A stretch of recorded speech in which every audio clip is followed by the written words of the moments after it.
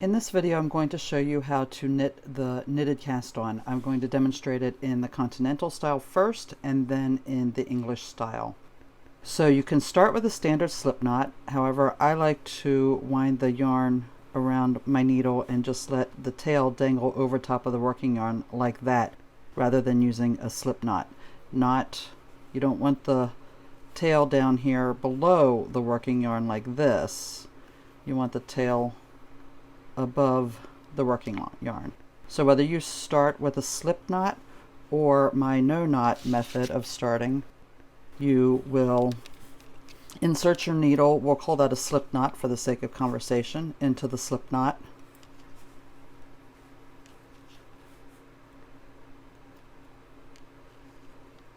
And draw up a loop like you're knitting. So I'm hooking the yarn, I'm drawing up a loop. Now instead of taking the stitch off the left needle like you normally would when you knit, you're going to take that left needle, dip it down in front, and pick up the stitch off of the right needle, just like that. So now I have 2 stitches on my left needle. We're going to do it again. Insert the left needle, draw up a loop just like you're knitting, bring the left needle around the front, and pick up that loop. Now, when you get the hang of this, you can insert your needle,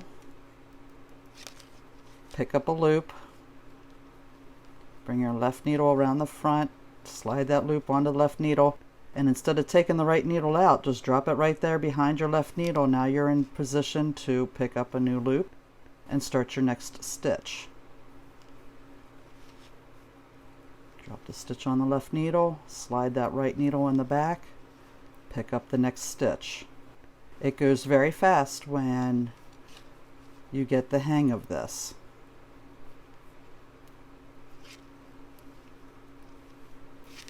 Okay, now I'm going to demonstrate it in the English style, holding the yarn in my right hand. So I'm going to wrap the yarn, pull up a loop like normal,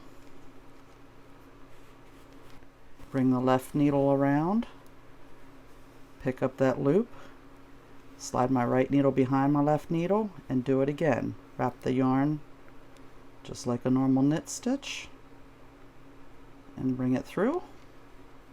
Oh, I'm a little bit clumsier with the English style method. There we go. Bring the left needle around the front, right needle goes in back.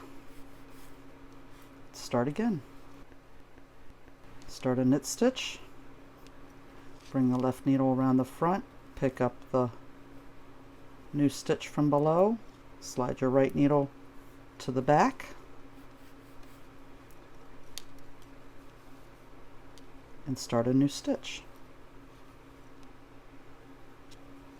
And once you get used to doing this, it goes very quickly.